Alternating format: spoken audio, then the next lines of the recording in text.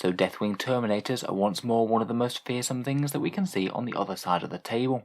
Let's talk about how we might be able to meet up to this new threat.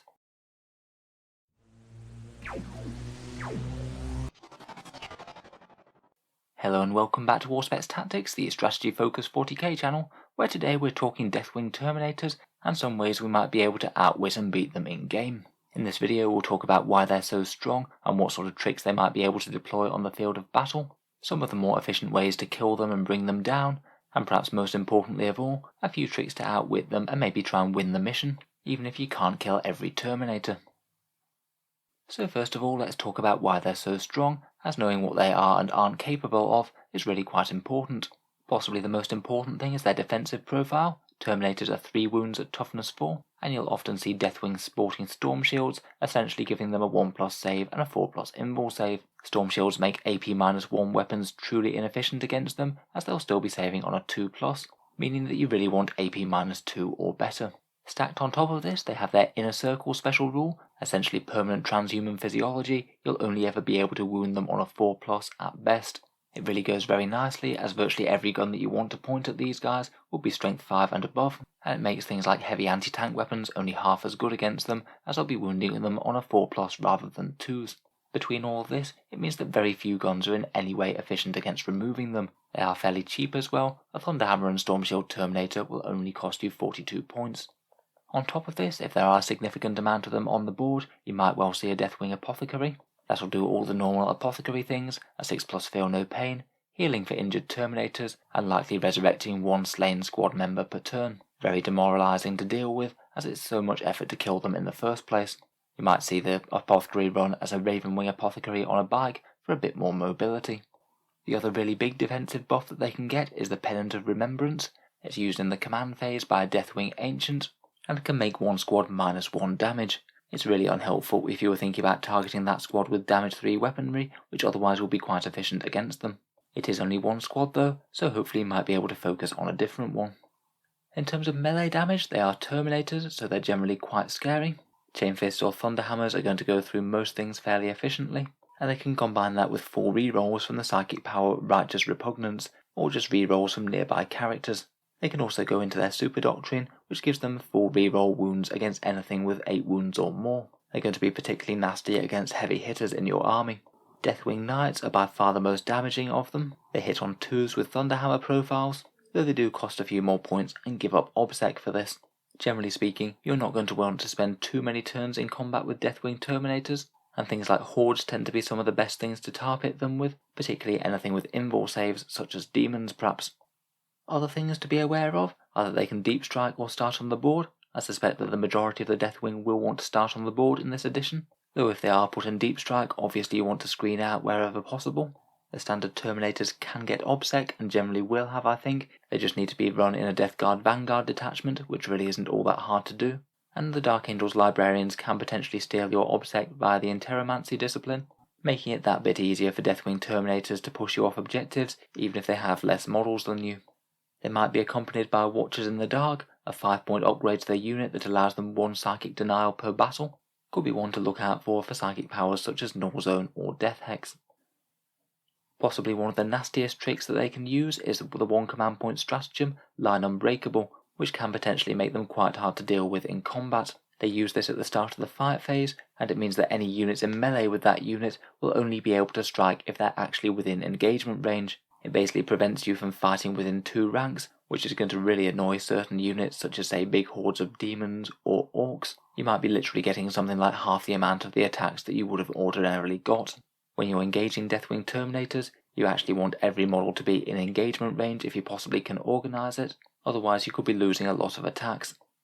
In the Dark Angels army, a couple of Ravenwing units can use stasis shells. If you get a hit from a grenade launcher from a Ravenwing Apothecary, they can use a stratagem to allow you not to be able to fall back. It could potentially be fairly punishing if you are planning on trying to shoot the Deathwing squad to death. You can't shoot them if they're still in melee, and they'll still be in melee if you can't fall back. On the other hand though, the Inner Circle rule does have a small downside. They have to roll 2d6 against their leadership when they want to fall back themselves. If they roll higher, then they're not able to fall back this turn, so that can be kind of handy if you want to target small squads of them. Overall though, Deathwing Terminators are fairly slow, ridiculously tanky, fairly proficient in close combat and can be quite hard to deal with in combat due to that one command point line unbreakable stratagem. They're incredibly competitive and a very scary army to fight, so let's talk a little bit about how to counter them, either just to plain kill them or to try and win the mission around them. So we mentioned this a little bit before, but certain weapon profiles will be that bit better than others against bringing Deathwing down. Generally you want anything that's strength 4 or more, AP -2 or -3, and also multi-damage. For the strength of weapons, the most efficient weapons might actually be ones with slightly lower strength on the spectrum. You do tend to pay a bit of a premium for high strength weapons, and they're not going to help you against Deathwing, as they're only ever wounded on a 4+. You definitely want at least AP -2, as Storm Shields will still be saving on 2s against AP -1, and I think that ideally AP -3 is the sweet spot for dealing with Deathwing. You get maximum value out of it, and it's just enough to get pushed down to their invul. Finally, for damage profiles, damage 3 is usually going to be the best, as it will kill one Terminator per hit unless they have feel no pain, but damage D3 and damage D6 are also good, followed by damage 2. Basically though, it doesn't really matter too much provided it's multi-damage, particularly if other buffs such as feel no pain or the Pennant of Remembrance are in play. In general, things like Macroplasma Incinerators on Redemptor Dreadnoughts, Thunderhammers, or Guard Demolisher Cannons will be fairly reasonable ideas. In general though, very little is truly efficient at killing Deathwing Terminators, they are just ridiculously durable. To kill a squad of 5 with Thunderhammers and Storm Shields, you'll still need something like 30 Thunderhammer hits, and that's not 30 attacks, that's actually 30 hits. 40 from Overcharged Plasma, or something like 27 Las Cannon hits. Few armies can pump out these sort of numbers each turn, meaning that if you do have an absolute ton of Deathwing Terminators on the other side of the board, you're kind of unlikely to table literally all of them over the course of a game.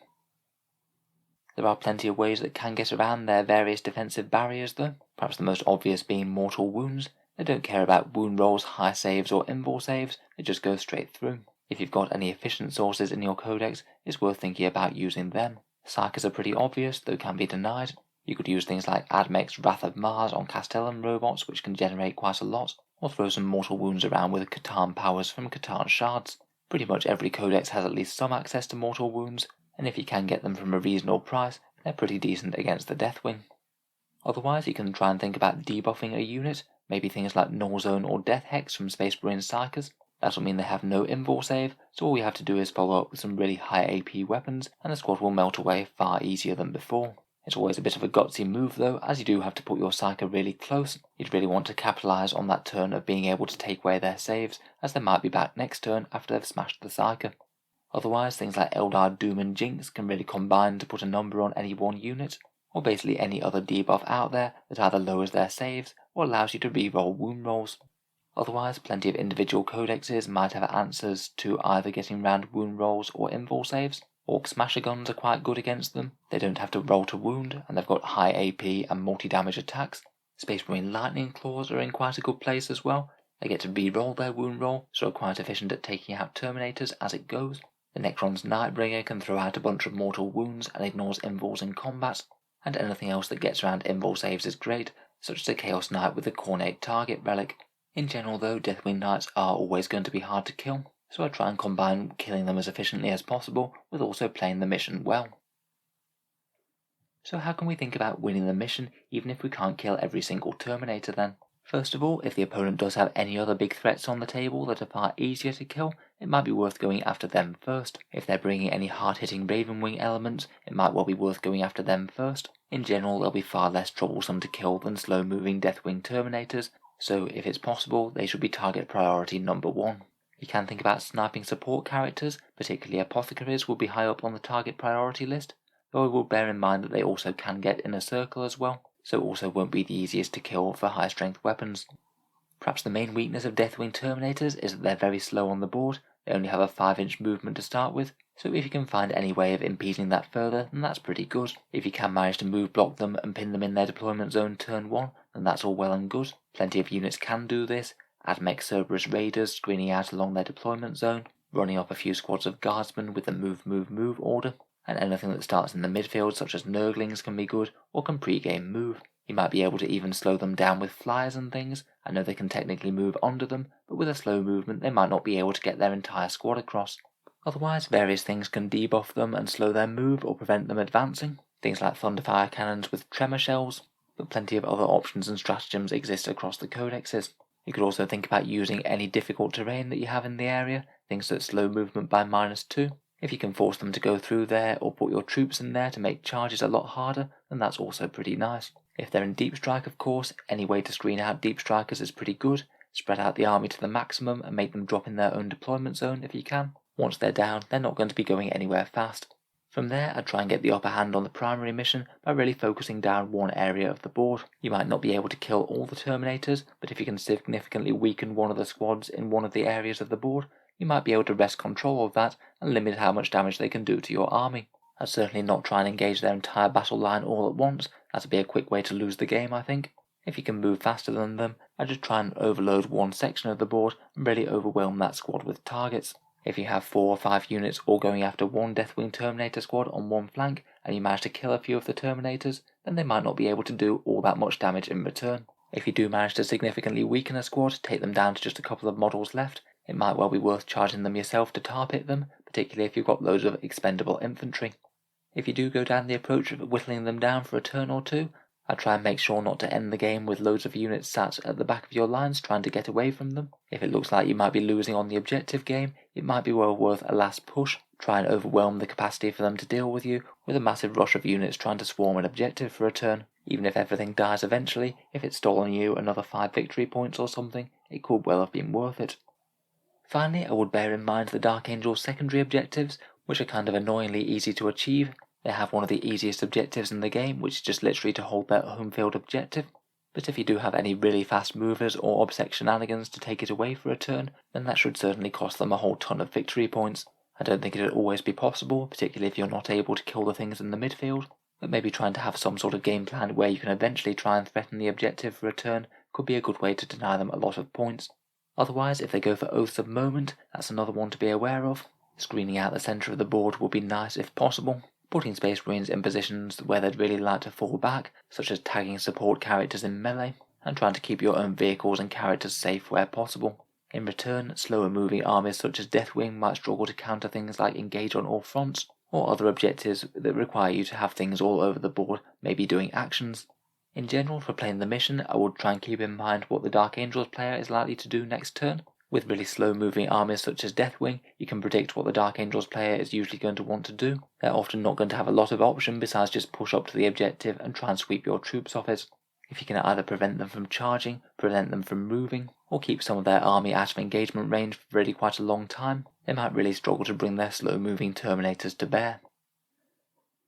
So I hope you found some of that little discussion useful. As always, let me know if you can think of any other good counters to Deathwing. I look forward to reading your thoughts down in the comments below. If you've enjoyed the video, feel free to subscribe to Auspex Tactics, or we'll certainly be keeping the 40k videos coming. Finally, if you have been enjoying the channel recently, I would just like to mention that Auspex Tactics has a Patreon page, which is how I can afford to keep all these videos coming quite so regularly. If you are watching a lot, any support is massively appreciated. I do try and give good rewards to Patreons, such as seeing certain new videos early, regular votes to see what sort of things come next on the channel, and automatic entry to the channel's prize giveaways with a chance to win some big model kits. If any of that sounds good to you, or you'd just like to help support the channel, then the link is down in the video description below. In any case, a massive thank you for listening, and I'll hope to see you guys next time.